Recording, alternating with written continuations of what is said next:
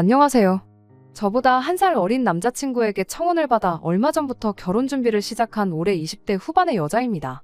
둘 사이에서 결혼 이야기가 오고 간 지 얼마 되지 않은 만큼 이렇다 할 준비를 해놓은 건 없는 편이에요. 심지어 아직 남자친구 집에는 인사도 안 드린 상황입니다. 앞으로도 인사를 드리러 갈 일이 없을까 싶은데 여기에는 조금 복잡한 사정이 있어요. 일단 남자친구는 저희 부모님께 진작에 인사를 시켰었고요. 저희 부모님께서는 그래도 남자가 나이가 어려서 괜찮겠냐고 걱정을 하셨는데 생각해보니 요즘은 만나이를 쓰잖아요? 만나이를 쓰면 동갑이라고 봐도 무방할 만큼 제 생일과 남자친구 생일이 크게 차이가 나지 않습니다. 만나이를 안 쓴다고 해도 뭐 1살 차이면 솔직히 엄청 어린 것도 아니기도 하고요. 사회생활도 일찍부터 시작해서 밑으로 형님 하면서 따르는 회사 후배들도 여러 명 있고 군대에서도 분대장인가 뭔가 하면서 아직도 그때 후임들하고 연락하면서 지내는 거 보면 리더십도 있는 사람처럼 보였어요. 연애할 때도 데이트 장소라든지 이것저것 먼저 알아오고 뭐를 할지 뭐를 먹을지 제 의견을 묻는다기보다는 이거 하자 저거 하자 하면서 리드하는 스타일이었어요. 남자친구를 만나기 전에 만나던 사람들과 비교했을 때도 저보다 연상이었던 남자친구들보다 듬직한 면이 있었습니다. 나이가 저보다 1살 어리다고 한들 저보다 어른스러운 면도 있다고 생각했습니다. 그런 모습 때문에 결혼을 하기로 결정했지요. 당연한 소리겠지만 결혼하면 필요할 때 의지도 하면서 행복하게 잘 살 줄 알았어요. 바로 얼마 전까지는 말이지요. 남자친구 집에 아직 인사를 드리러 가지 못한 데에는 이유가 있습니다. 남자친구가 어머니를 끔찍하게 생각하는 사람이었거든요. 그거랑 인사를 못 드리러 간 게 무슨 상관이 있나 싶으신 분들도 계시겠는데 실은 남자친구한테는 낳아주신 어머니는 계시지만 키워주신 어머니가 안 계십니다. 연애하는 동안에는 홀아버지 밑에서 자랐다는 것만 알았지 거기에 얽힌 자세한 내막은 몰랐어요. 남자친구가 쉬쉬하는 편이기도 했고 가정사가 누군가에게는 약점이 될 수도 있는 거니 저도 일부러 알려달라고 캐묻지 않았습니다. 남자친구의 청혼을 받고 저희 집에 인사를 시킨 뒤 며칠 지나지 않아서 남자친구가 그제서야 자기 가족에 얽힌 이야기를 처음 저에게 해줬어요. 그때까지는 홀아버지 밑에서 자랐다길래 어머니가 일찍 돌아가셨겠거니 그렇게 생각을 했는데 그게 아니고 어머님이 남자친구가 어릴 적에 새살림 차려서 집을 나갔다고 해요. 그런데 그 새살림 차린 분이 다른 사람이 아니고 거의 한 동네라고 봐도 무방할 정도로 가까이 사는 사람이었답니다. 어머님이 집안일만 하고 사는 거 지겹다며 뭐 새로운 걸 배워보겠다고 컴퓨터 학원을 등록했는데 거기 원장하고 눈이 맞았다고 해요. 그 원장이란 사람은 사별해서 혼자 살고 있었다는데 그냥 새살림 차리면서 그 집으로 들어가서 살았답니다. 남자친구 밑으로 동생이 1명 있는데 둘이 어린 마음에 엄마 보고 싶다고 학원까지 찾아갔다가 어머니한테 니들이 여길 왜 왔냐고 혼내기까지 하셨다고 합니다. 동생이 어린 마음에 맨날 엄마 보고 싶다고 칭얼대고 그랬다는데 그때 남자친구 생각에 저러다간 동생이 삐딱선을 탈 수도 있겠다 싶어서 자기라도 마음을 굳게 먹어야겠다 다짐하고 일하러 나가신 아버님을 대신해 동생을 이끌어줬다 이런 이야기를 하더라고요. 이야기를 듣고 나니 남자친구의 그런 리더십이 어려서부터 자연스럽게 몸에 배어온 습관인가 보구나 생각을 했습니다. 항상 자신감 넘치고 당당했던 그 모습 뒤에 그런 슬픈 과거가 있을 줄은 꿈에도 몰랐지요. 아직 한참 때 나이인데도 불구하고 결혼을 일찍 하고 싶어 했던 것도 하루라도 빨리 안정되고 화목한 가정을 꾸리고 싶은 욕심이 있기도 했다네요. 저를 사랑하는 마음은 당연한 거고요.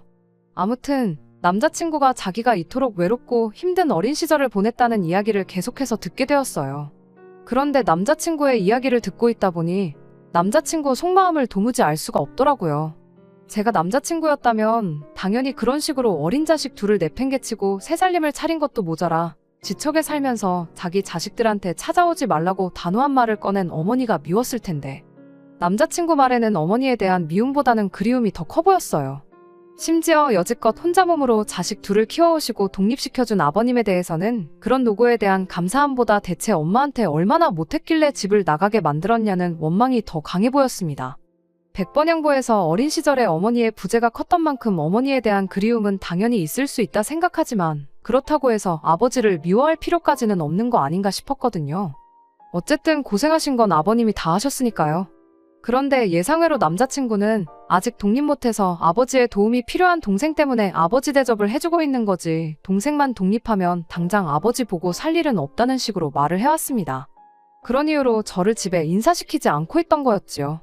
제가 모르는 이야기가 더 있을 수도 있으니 남자친구 생각이 그러하다면 그렇게 하는 게 맞다 싶었어요. 결혼식 올릴 때 혼주석을 비워둔다고 한들 본인이 원하는 게 그거라면 어쩔 수 없다고 생각했지요. 그런데 그게 아니었어요. 저희 집에 남자친구를 인사시킨 지 며칠이 지나서 남자친구의 주도로 일단 남자친구의 동생을 먼저 만나보게 되었고, 그날 남자친구가 조만간 어머니랑 상의해서 날 잡을 테니 결혼 허락 받으러 거길 다녀오자는 이야기를 듣게 되었습니다. 어릴 적에 학원까지 찾아가서 문전박대 당했다는 이야기를 들었을 때 당연히 어머님하고는 그 뒤로 연을 끊었겠거니 생각했는데 그게 아니었던 겁니다. 알고 봤더니 남자친구가 취직하고 나서 집에서 나와 독립한 시기부터 어머님하고 연락을 주고받고 있었다는 사실을 또 새로 알게 되었지요. 어떻게 자기 연락처를 알아내서 그래도 모자간인데 지난날은 다 잊고 잘 지내고 싶다고 연락이 왔다고 해요. 남자친구 동생은 어릴 때 충격이 너무 컸던 나머지 아직도 연락을 안 하고 있는 상황이랍니다. 그리고 그날 이후로 남자친구는 쭉 가족들 모르게 해서 어머님하고 지속적으로 연락을 주고받고 있었나 봐요. 그리고 아버지한테도 아직 말을 안 한 저희 결혼 소식을 어머니한테만 이야기를 했다고 하는 겁니다.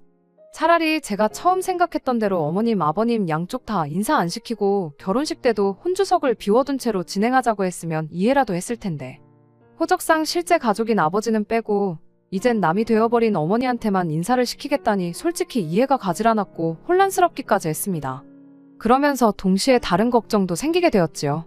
저를 아버님께 인사시킬 생각이 없다는 건 곧 결혼을 한다는 이야기부터 전하지 않을 생각인 것 같은데, 자이던 타이던 아버님이 아들 결혼식에 참석을 못하실 수도 있다는 건 예상했지만 어머님만 참석을 하시게 되는 건 예상 못했거든요. 만약 그렇게 된다면 신랑 측 혼주석에는 어머님이 혼자 계시는 건지, 아니면 새살림 차린 그쪽 집 아저씨가 같이 혼주석에 앉게 되는 건가 싶었어요.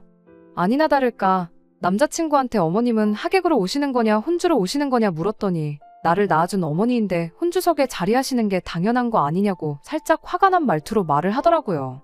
문제는 저는 그렇게 하고 싶은 생각이 눈꼽만치도 없다는 거였어요. 그렇다고 남자친구한테 피덩이 같은 두 자식 버리고 새살림 차린 당신 어머니는 혼주석에 앉을 자격이 없으니 결혼식에 부르더라도 하객석에 앉게 하라고 할 수도 없는 노릇이기도 했고요. 제가 고리타분한 사고를 가지고 있는 걸지도 모르겠습니다만 결혼이 일륜지대사라고 하는 만큼 지켜야 할 기본적인 도리가 있다고 생각하거든요. 양가 집안이 하나가 되는 건데 서류상 한 가족인 아버지는 결혼식에 부르지도 않고 이젠 남의 가족인 어머님과 완전 생판남인 그 집 아저씨를 저희 부모님과 같은 선상에 두는 것부터 말도 안 된다고 생각했어요. 물론 남자친구가 혼주석에 계신 어머님 옆에 그 새살림 차린 아저씨가 앉을 거라는 말을 하지는 않았지만 아무튼 괜히 더 따지고 들어봐야 말다툼만 일어날 것 같아서 저도 거기까지만 말하고 다른 말은 따로 하지 않았습니다. 이제 결혼 준비를 막 시작한 만큼 대화로 충분히 풀어나갈 가능성이 있지 않겠나 싶었거든요. 아직도 한 집에 같이 사는 동생이 있는데 심지어 동생은 어머니를 두 번 다시 볼 생각이 없는 것처럼 보이는데 설마 아버지 모르게 결혼을 할 수나 있을 리가 있겠나 싶었기도 하고요. 그리고 며칠 전 남자친구가 다음 주 주말에 시간이 되느냐고 물어왔어요. 어머니랑 약속 잡아놨다고 되도록이면 시간 비워놓으라는데 올 것이 왔구나 싶은 기분이었습니다. 진짜 이러다간 아버님은 결혼식장에 발도 못 붙이고 혼주석에는 생판남이나 마찬가지인 모르는 아저씨가 앉아있을 것만 같고 한마디 하지 않을 수가 없더라고요. 그래서 제가 아무리 생각해도 이건 아닌 것 같다고, 너를 낳아주신 어머니니까 인사드리는 게 문제가 되는 건 아니지만 혼주인 아버님께 먼저 인사를 드리고 그 후에 어머님한테 인사를 드리는 게 순서가 맞는 것 같다고 한마디 했습니다. 그랬더니 남자친구가 정색을 하더라고요. 아버지는 없는 걸로 생각하면 된다고요. 여지껏 평생을 어머니가 없는 거라 생각하고 살았는데 아버지가 없는 것처럼 사는 거 일도 아니라고, 어차피 너도 우리 아버지 얼굴 한 번도 본 적 없지 않냐며 원래 없던 사람인 셈 칠합니다. 그러면 간단한 거 아니냐는데? 워낙에 고집을 부리기에 일단은 알겠다고 한 상황입니다. 아직 어머님을 만나기로 한 날까지 열흘 정도 시간이 남아있는 상황인지라 어떻게든 남자친구 설득해서 아버님한테 먼저 인사를 올리던지, 정 안 되면 어머님 먼저 만나 뵙고 나서 아버님께도 인사를 드리러 가자고 하고 싶은데 부모님 축복 속에서 결혼하는 게 이렇게 힘든 일인 줄은 몰랐습니다. 남자친구 가정사인데 제가 너무 오지랖을 부리는 건가 싶기도 하고요. 그래도 아무리 생각하고 또 생각을 해봐도 남자친구가 취직한 이래로 독립해서 나와 살고 있긴 한다지만 남자친구가 자라온 과정에 대해서 제가 속속들이 전부 알고 있는 것도 아니지만 이건 아닌 것 같아요. 어떻게 남자친구 마음을 돌릴 방법은 없을까요? 안녕하세요. 얼마 전에 남자친구가 한가족인 아버지는 결혼식에 부르지 않고 어릴 적에 자식들 두고 집 나가 새 살림 차린 어머니를 혼주석에 앉히고 싶어하는 남자친구 때문에 고민이라고 사연을 보냈던 쓰니입니다. 결국엔 남자친구 고집을 꺾을 수가 없어서 예정된 대로 어머님을 찾아뵙고 왔어요. 그리고 이렇게 글을 다시 적게 되었습니다. 만나기로 한 장소는 어머님이 살고 계시는 곳 근처였어요. 새 살림 차렸을 때는 한 동네에 가까이 살았다더니 기차로 1시간 반을 가야 할 만큼 먼 곳에서 살고 계셨습니다. 약속 장소에 도착했더니 남자친구 어머님만 혼자 계셨어요. 새 살림 차리신 분 호칭을 뭐라고 해야 하나, 아저씨라고 해야 하나 고민이었는데 그것만큼은 참 다행이었습니다. 아무튼 저는 당연히 호적상으로도 가족이고 여태까지 남자친구와 남자친구 동생을 책임지신 아버님이 혼주석에 앉는 게 당연하다는 입장이다 보니 그래서 그랬나 어머님 인상이 그렇게 좋아 보이진 않았어요. 일단 제가 생각했던 것보다 훨씬 더 나이가 젊으셨어요. 아버님과는 속도 위반으로 결혼하게 되었고 그때 나이가 21살밖에 안 되었다 보니 아직도 50대 초반이십니다. 꾸미고 다니시는 것도 엄청 화려하고 멋쟁이시죠. 그게 문제가 되는 건 아니지만 어머님과의 대화는 정말이지 제가 상상했던 것 그 이상으로 충격적이었습니다. 남자친구도 몰랐던 사실이 하나 있는데 그때 당시 새 살림 차렸던 아저씨하고는 진작에 헤어지셨답니다. 그 뒤로 쭉 혼자 지내신 건 아니고 이 사람 저 사람 만나면서 같이 살기도 하고 연애도 하고 그러면서 인생을 즐기면서 사셨다고 하네요. 그걸 하고 싶은 걸 다 하고 살았다고, 인생을 즐겼다고 표현하는 것도 충격적이었어요. 제가 너무 고지식한 걸 수도 있겠지만 여기가 미국인가 싶을 정도로 자유분방하신 분이셨습니다. 그래도 한편으로는 다행이다 싶었어요. 혼주석에 누군지도 모르는 아저씨가 옆에 앉아있는 것보다야 어머님 혼자 계시는 게 나을 수도 있고, 이 경우라면 남자친구를 설득해서 어머님, 아버님 두 분 다 혼주석에 계시도록 이야기를 할 수도 있겠다 싶었습니다. 어머님은 저를 언제 봤다고 벌써부터 며느리라고 불러대기 시작했지요. 가까이만 살면 며느리랑 매일같이 놀러 다니고 싶다 뭐 그런 이야기를 하시더라고요. 당신이 배불러서 낳은 자식들은 남자친구랑 남자친구 동생이 전부이긴 한데 딸이라고 하나 있는 건 엄마 보기 싫다고 연락조차 안 받는다고 하면서 딸 가진 엄마들하고 어울리다 보면 딸들이 엄마 챙겨주고 그러는데 그게 그렇게 부러웠을 수가 없다고 하시더라고요. 다른 건 몰라도 부침성 하나만큼은 좋아 보이셨는데 역시나 그마저도 저한테는 좋게 보이지 않았어요. 아무튼 그렇게 이야기를 나누는데 남자친구와 그간 몇 년 동안 연락을 하고 지내긴 했지만 남자친구도 어머님을 이렇게 직접 만나는 건 이번이 처음인 것 같아 보였습니다. 남자친구 취직해서 독립한 이래로 벌써 3년이라는 시간이 흘렀는데 3년 동안 연락을 주고받으면서 얼굴 한번 안 봤다는 것부터 이해가 되질 않았지요. 말로는 우리 아들 일하느라 바쁜데 방해하고 싶지 않아서라는데 아무리 두 사람 사이에 거리가 멀다지만 외국에 살고 계신 것도 아니고 대한민국이 교통수단이 안 좋은 나라도 아닌데 어머님이나 남자친구 두 사람 중 한 명이 마음만 먹으면 보러 올 수 있는 거 아닌가 싶었거든요. 계속 이야기를 듣다 보니 어머님 쪽에서 남자친구가 내려오겠다는데도 이 핑계 저 핑계 대면서 나를 미뤄왔던 것처럼 들렸어요. 말로는 동생도 같이 해서 보고 싶었다 그런 식으로 이야기를 하는데 저는 그 말이 왠지 의심까지 가기 시작했어요. 아니나 다를까 대화의 화제에서 저는 빠지게 되었고 그 자리는 20년 만에 만난 감격에 모자상봉의 자리로 돌변해버리고 말았습니다. 이럴 거면 둘이 먼저 만나고 할 말 다 하고 나서 나를 인사시키던가 하지.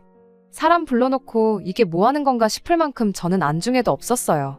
꿔다 놓은 보릿자루 마냥 옆에 앉아서 두 사람 하는 이야기를 계속 듣고 있었는데 따지고 들고 싶은 게 한두 개가 아니었습니다.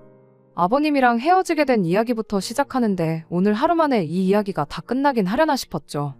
대충 간략히 설명하자면 어머님이 속도 위반으로 원하지도 않는 결혼을 하게 되었는데 그렇게 10살이나 어린 멀쩡한 여자 인생을 꼬아놓았으면 잘해주기라도 해야지 당신이 무슨 자기 애 키워주는 사람처럼 대했다고요.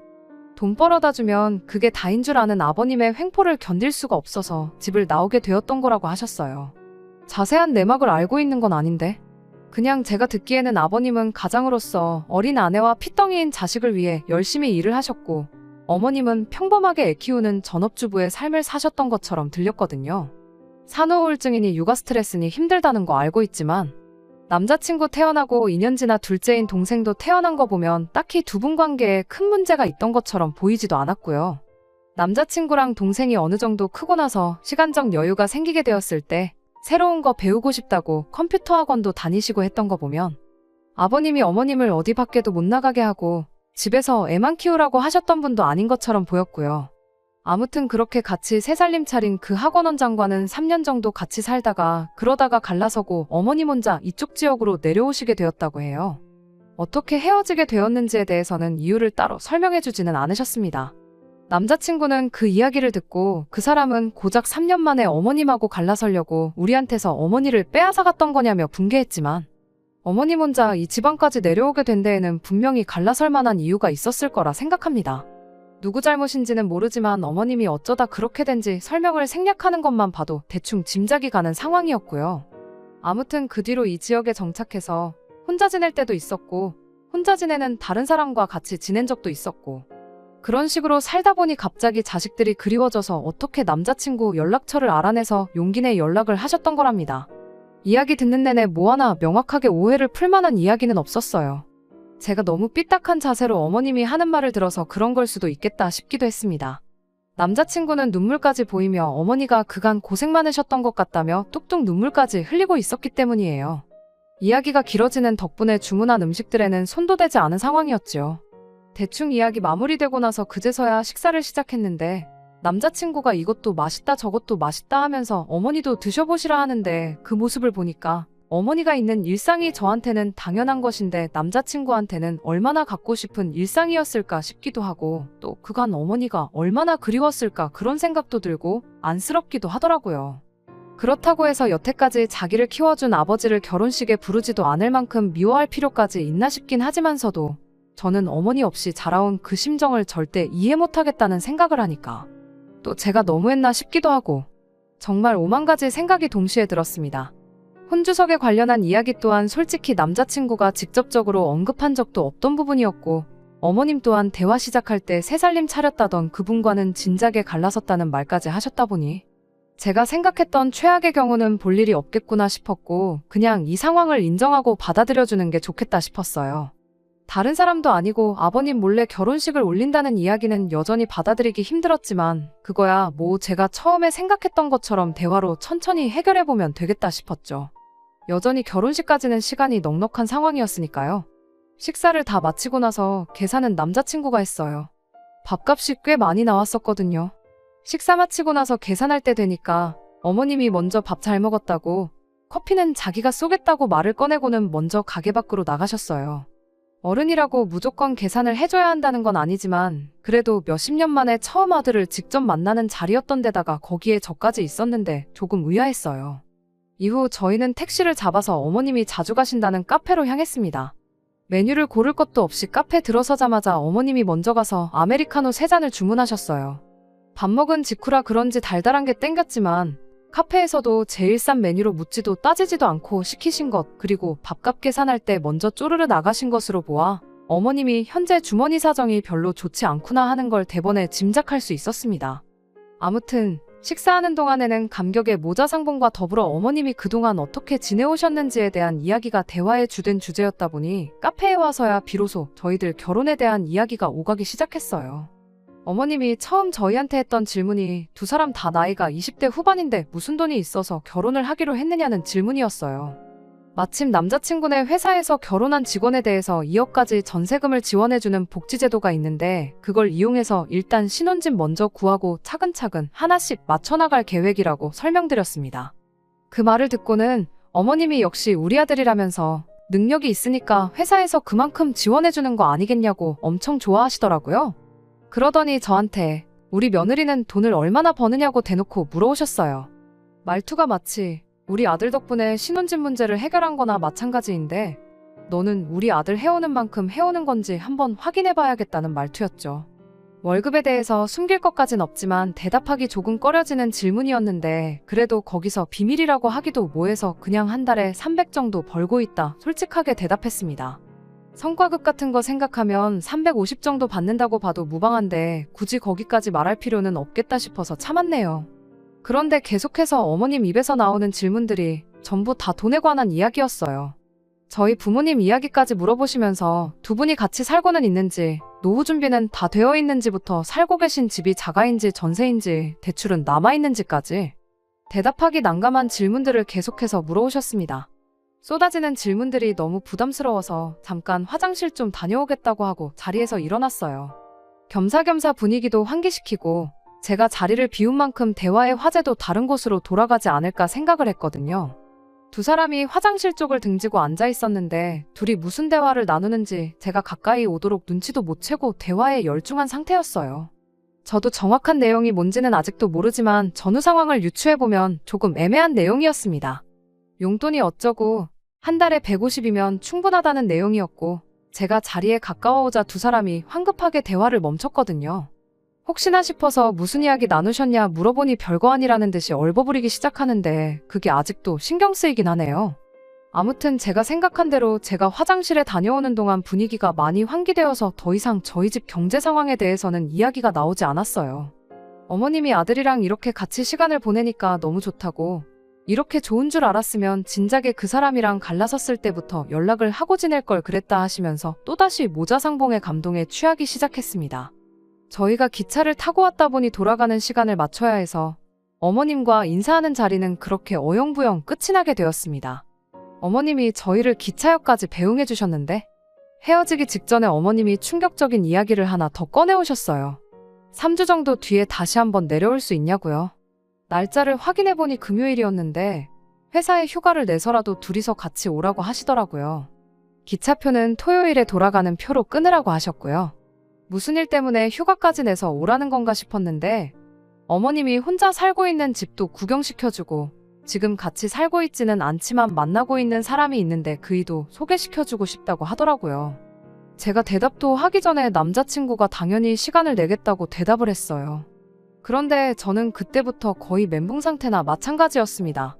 새 살림 차렸다던 분하고는 헤어졌다고 하길래 제가 최초에 걱정하던 문제는 신경도 안 써도 되겠다 안심하고 있었는데 만나는 사람이 있다고 하니 엄청 신경이 쓰이기 시작했어요.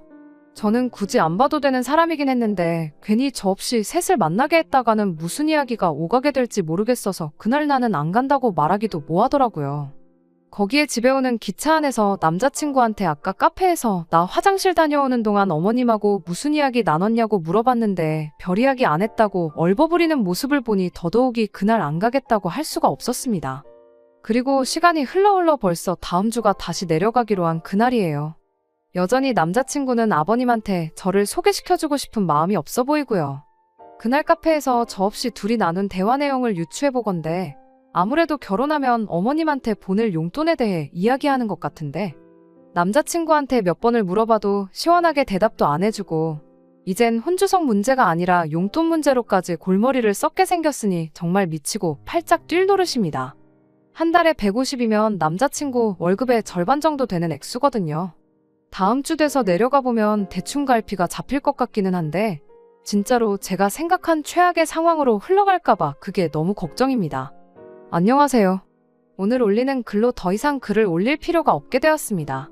결론부터 말씀드리자면 남자친구하고는 결혼 안 하기로 했어요. 예정되었던 대로 휴가까지 내서 지난주에 남자친구 어머니 살고 계신 곳에 다녀왔고 그날 그 자리에서 결혼 엎어버리고 왔습니다.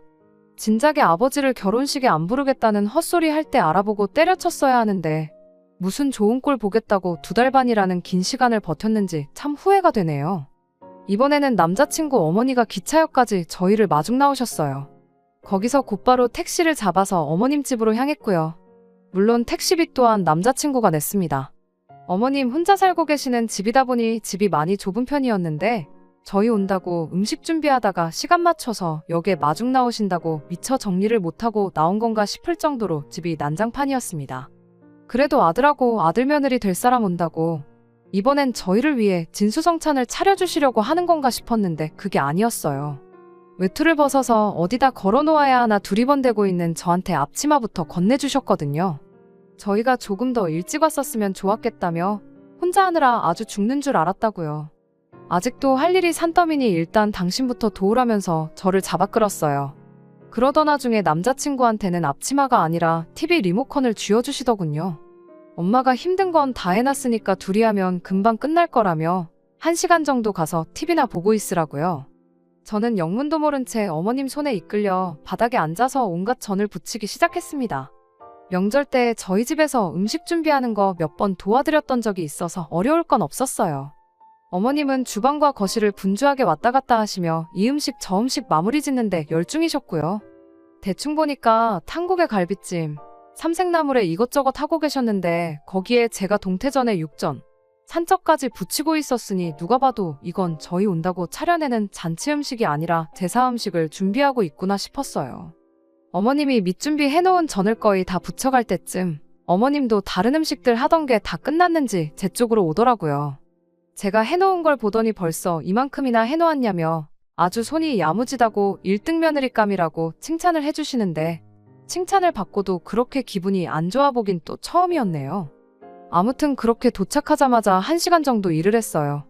다 끝나고 나서 남자친구도 어머님이 제사 음식을 준비하고 있는 것 같다 싶었는지 할머니, 할아버지 두 분 다 살아계시지 않냐고 외가에 제사가 있느냐고 물어보더라고요.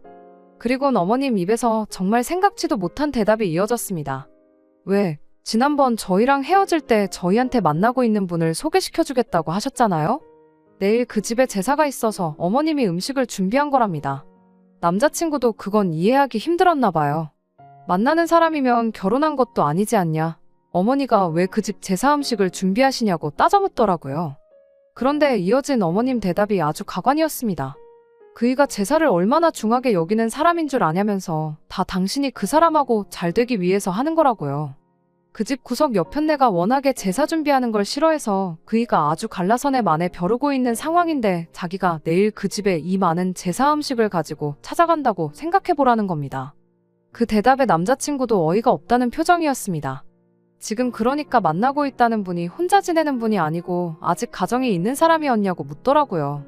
어머님은 표정 하나 안 바뀌고 지금은 당신을 만나고 있고 그 양반이 당장이라도 이혼하고 싶네 만에 하고 있으니 혼자 지내는 거나 마찬가지 아니겠냐고 대답을 하셨어요.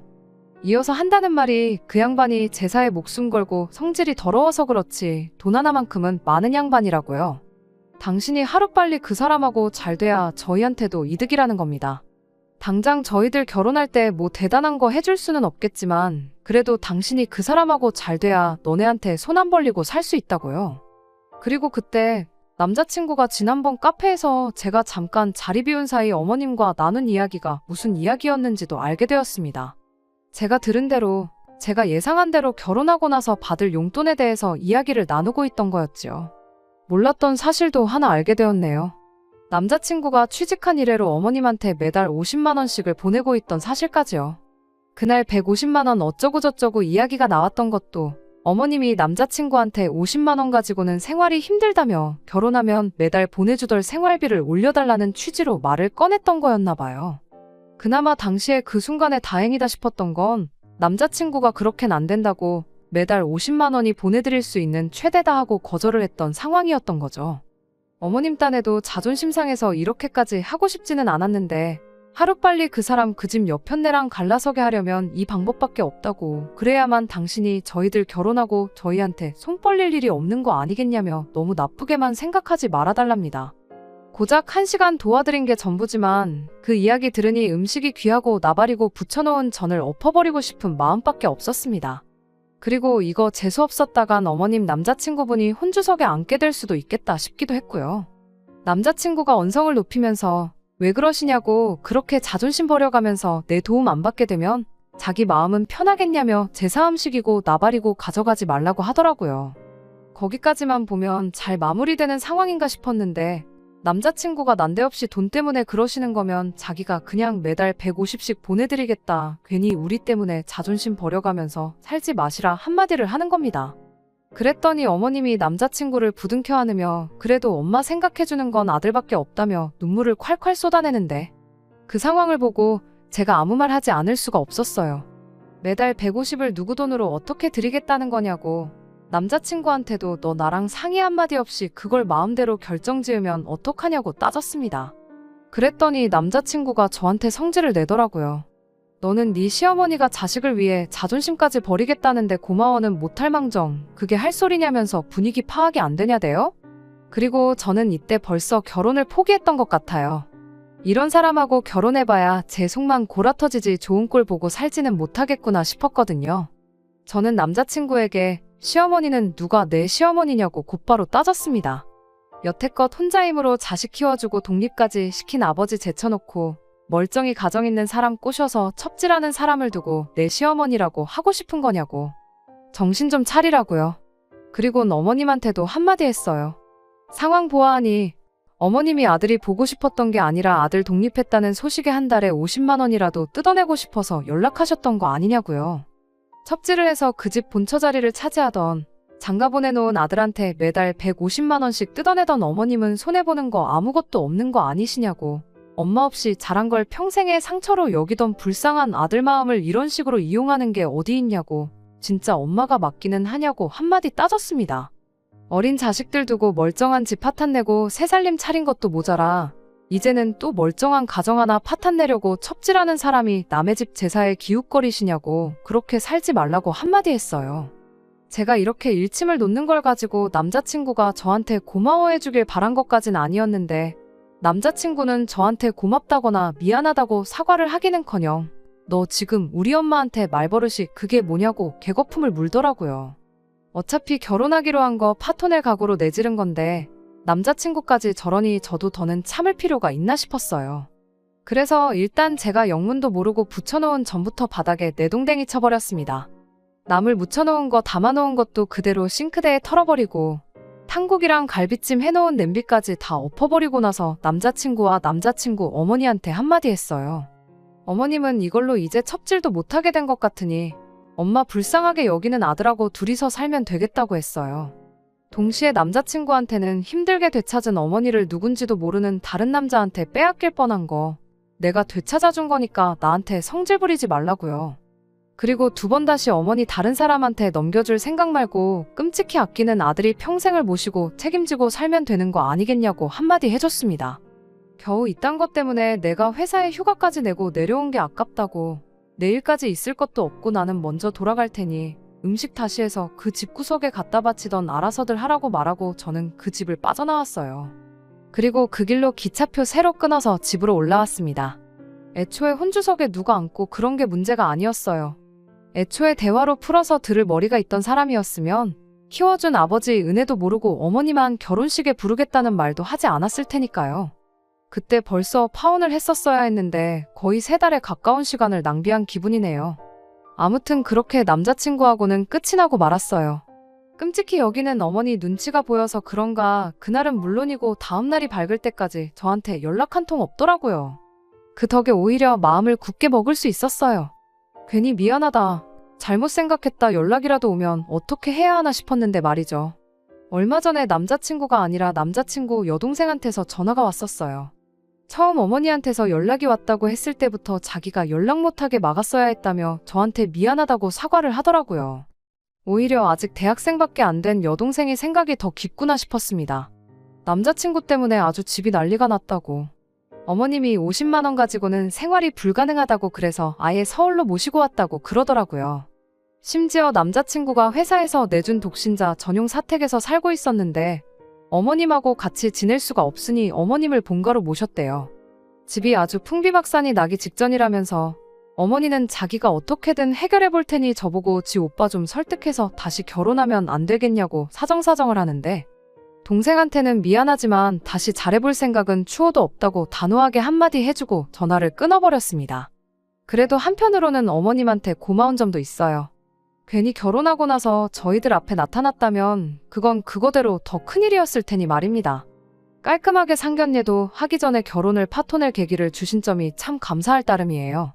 쓸데없이 오지랖 부리는 성격이라고 생각했는데 그래도 그 덕에 착한 일 많이 해서 하늘이 저한테 2번째 기회를 줬나 싶기도 하네요. 다른 건 몰라도 앞으로도 항상 제가 옳다고 생각하는 것에 확신을 갖고 착한 일 많이 하면서 살아야겠구나 싶어요. 끝까지 들어주셔서 감사합니다. 오늘의 사연은 여기까지입니다. 구독과 좋아요, 알람 설정 부탁드리고 더 좋은 사연으로 다시 찾아뵙겠습니다. 감사합니다.